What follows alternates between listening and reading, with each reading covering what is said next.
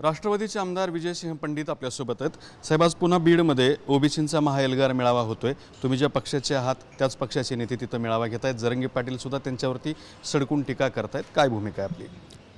नाही बघा, कसं आहे, हे लोकशाहीमध्ये भारतरत्न डॉक्टर बाबासाहेब आंबेडकरांनी जे आपल्याला संविधान दिलेलं आहे त्या संविधानाच्या माध्यमातून अशा पद्धतीचे आंदोलन करणे किंवा मग अशा पद्धतीचं सभा घेणे हा अधिकार ज्यांना त्यांना आहे। आता ती सभा होती आहे एका भूमिकेतून, त्याला आपण काही थोडीच काही असं रोखता येतं किंवा काही त्यांना हे करता येईल। त्यांचे ठीक आहे, ते स्वतःहून त्यांना असं वाटतंय की बाबा आपण एक विषय एक भूमिका घेऊन सभा घेतली पाहिजे, ती सभा होते।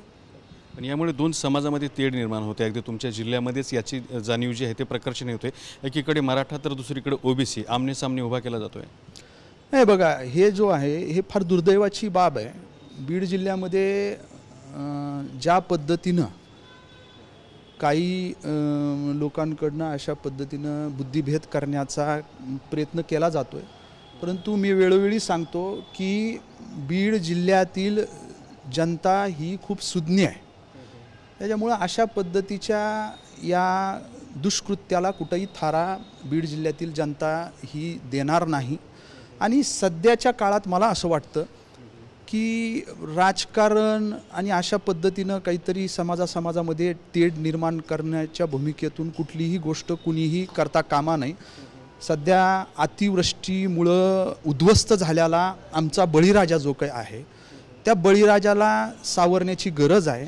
आणि त्या दृष्टिकोनातून आज बळीराजा शेतकरी हा कुठल्या जात धर्म पंथाचा नसतो। आणि त्या अनुषंगानं माझ्यासारखा एक कार्यकर्ता लोकप्रतिनिधी म्हणून त्या बळीराजाला परत कसं आपल्याला उभा करता येईल, दिवाळीच्या तोंडावर ऐन दिवाळीमध्ये त्याला आपल्याला थेट आधार आणि दिलासा कसा देता येईल यासाठी मी प्रयत्नशील आहे। आणि त्या अनुषंगाने मी पाऊल टाकतोय। महायुतीचं सरकार आणि राज्याचे उपमुख्यमंत्री अर्थमंत्री अजितदादा पवार साहेब, राज्याचे सन्माननीय मुख्यमंत्री श्री देवेंद्रजी फडणवीस साहेब यांनी सुद्धा या बाबतीत अतिशय गांभीर्यपूर्वक या सगळ्या गोष्टी घेऊन अतिवृष्टीच्या बाबतीत बळीराजाला आधार दिलासा देण्यासाठी काल रात्री जो काही आहे बीड जिल्ह्याला 577 कोटी रुपयाची जी काही आहे अतिवृष्टीग्रस्त शेतकऱ्यांना दिवाळीच्या तोंडावर थेट मदत व्हावी, त्यांची दिवाळी गोड व्हावी म्हणून त्यांनी केले। हे करत असताना, हे प्रयत्न करत असताना माझ्यासारखा लोकप्रतिनिधी हे कधी पाहिलं नाही। मी माझ्या जिल्ह्यातील माझ्या भागातील जो काही शेतकरी बळीराजा आहे ज्याचं कुणाचं नुकसान झालं आहे त्याच्यामध्ये असं कधी बघितलं नाही हा अमुक एका धर्माचा जातीचा पंथाचा, तो शेतकरी 18 पगड जातीचा असतो। त्याच्यामध्ये मराठा असू द्या, ओबीसी असू द्या, कुठल्याही जातीचा असू द्या, त्याची वर्गवारी होतच नाही। आणि त्या ह्याने आम्ही प्रयत्न केलेत आणि या सर्व बळीराजाला महायुतीच्या माध्यमातून आधार दिलासा मिळाला आहे। म्हणून अशा पद्धतीचं राजकारण माझी विनंती राहील सगळ्यांना कुठेही होता सद्यस्थितीला तरी कामा नाही। दिवाळी झाली की हातात कोयता असं लक्ष्मण हाके बोललेत। मी मागच हा विषय संपवलेला आहे आणि ह्याच्यावर जास्त भाष्य करणं हे मला गरजेचं असं वाटत नाही। आणि ते काय आता इथून पुढे जास्त होणार आहे। माझ्या भागामध्ये सगळ्या महाराष्ट्रामध्ये येऊन बीड जिल्ह्यात यायचं आणि बीड जिल्ह्यात गेवराईमध्ये येणे आणि तिथं अशा पद्धतीनं काहीतरी बुद्धिभेद करण्याचा प्रयत्न काही लोक करतात। पण सुज्ञ लोक आहेत, जागरूक लोक आहेत। हा तालुका शिवछत्र परिवाराला, शिवाजीराव पंडित कुटुंबियाला गेल्या 5 दशकापासून सांभाळणारा हा तालुका, हा भाग आहे। आणि आम्ही आमच्या कुटुंबाप्रमाणे इथल्या जनतेबरोबर वागतो। त्याच्यामुळे अशा गोष्टीमुळे कुठलाही परिणाम माझ्या भागातील लोकांवर होणार नाही आहे। ते असं म्हणतात की आता निवडणूक आल्या की मतांसाठी येशील की आमच्या दारात, अशा पद्धतीचं तुम्हाला त्यांचं वक्तव्य आहे? दारात नाही, माझ्या कुटुंब आहे ते। गेवराई मतदारसंघ हा माझं कुटुंब आहे, माझे लोक आहेत, माझ्या कुटुंबातील लोक आहेत। मी त्यांच्या दारात नाही, मी त्यांच्या घरात आहे।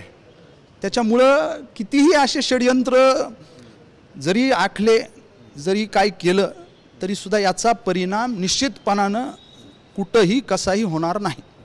आमचं आरक्षण गेलं आहे आणि राजकीयदृष्ट्या जर बघितलं तर ज्या ओबीसीच्या जागा आहेत त्या जागेवरती सुद्धा आता मराठा समाजाची लोक प्रमाणपत्र घेऊन उभे राहणार आहेत, हे नुकसान आहे असंही हक्क्यांचं म्हणणं आहे. ते तुम्ही ठरवू नका म्हणा, ते तुम्ही ठरवू नका, ते आम्ही ठरवू. आम्ही त्या भागातले लोकप्रतिनिधी आहेत. कोण कुठं उभा केलं पाहिजे, कोण कुठं योग्य आहे आणि कुणाचा हक्क आणि अधिकार कोणत्या जागेवर आहे हे आम्हाला कळतं आहे. म्हणजे तुम्ही स्वतःच ओबीसींना उमेदवारी देणार आहात असं तुमच्या बोलण्यातून दिसतंय. ते ठरवू आम्ही. ज्या त्या जिल्हा परिषद गट असू द्या, नगरपालिका असू द्या, पंचायत समिती गण असू द्या, जो कोणी योग्य आहे त्याच्यामध्ये आम्ही असे जातीपातीचं राजकारण कधी करत नाहीत, ते आम्ही ठरवू. हक्के म्हणतात की ओपनच्या जागेवर ओबीसी बांधव जर उभा राहिला तर त्याच्या प्रचाराला मी जाणार. नाही नाही, हे बघा, मी म्हणलं ना, त्यांच्या बाबतीत मला कुठलीही प्रतिक्रिया देण्याची इच्छा त्या ठिकाणी नाही. ते काय करणार त्यांनी ते करावं.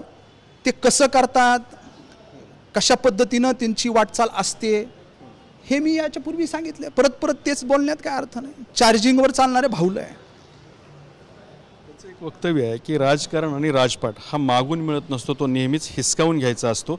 शासन करती जमात बनायचं होतं म्हणा, आम्ही मागत करती जमात बनलो आहे.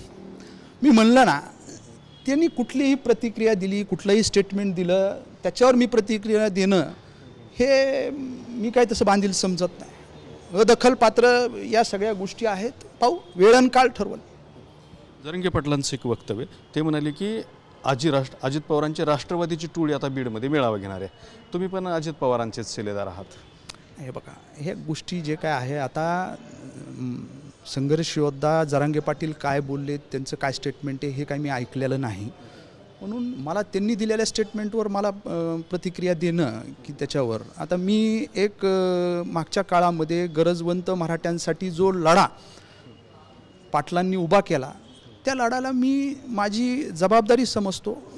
ती जबाबदारी मी समजून मी त्याला पाठिंबा दिला होता. आणि महायुती सरकारने जे काय आहे, कुणालाही अडचण न होता राज्याचे मुख्यमंत्री आणि राज्याचे दोन्ही उपमुख्यमंत्री आणि मंत्रिमंडळानं त्याच्यामध्ये सुवर्णमध्य काढलेला आहे. हैदराबाद गॅजेटियर लागू झालेला आहे. लढा यशस्वी झालेला आहे. म्हणून आता ह्याच्यावर मला नाही सांगता येणार का. पण काल बबनराव तायवडेने एक डॉक्युमेंट्स दिलं. ते म्हणतात की 2 सप्टेंबरला GR दिला, त्याला आता 1 महिना 10 दिवस वगैरे झाले, तर 10 दिवसात 73 अर्ज आले आणि 27 प्रमाणपत्र दिले गेलेले. त्यामुळे ओबीसींना धक्का लागलेला नाही. हो, मी तेच म्हणलं, कुणालाही अडचण न होता या सगळ्या गोष्टी. सुवर्णमध्य म्हणजे काय, मराठा समाजाला मिळालं काय असा प्रश्न. आता प्रक्रिया चालू आहे. त्याच्यामध्ये जे काही त्रुटी आहेत, जे लूप होल्स आहेत, त्याच्या बाबतीत सरकार त्या ठिकाणी त्याच्यामध्ये सुधारणा करून कसं याच्यामध्ये ह्या हैदराबाद गॅजेटियरचा लाभ त्या कुणबी मराठ्यांना होईल यासाठी सरकार कार्यरत आहे. या सगळ्या प्रक्रियेत तुमची कोंडी होते कसं आहे, एकीकडे जरांगे पाटील, एकीकडे समाज, दुसरीकडे राष्ट्रवादी काँग्रेस पार्टी, तिसरीकडे तुमच्याच पक्षाचे छगन भुजबळ, धनंजय मुंडे हे नेते, आणि त्यामध्ये तुम्हाला एक भूमिका घेताना अडचण होती? नाही, कुठेही काही कोंडी होत नाही. मी जी भूमिका घेतलेली आहे त्या भूमिकेवर मी आत्तापर्यंत ठाम राहिलेलो आहे. त्या भूमिकेपासून कधीही बाजूला गेलेलो नाही, म्हणून माझी कोंडी होत नाही. तर हे होते गेवराईचे आमदार विजयसिंह पंडित. माझी कुठेही कोंडी होत नाही अशी त्यांनी भूमिका व्यक्त केली आहे. कॅमेरामन अमित आडेसोबत दत्ता कानवटे, TV9 मराठी, छत्रपती संभाजीनगर.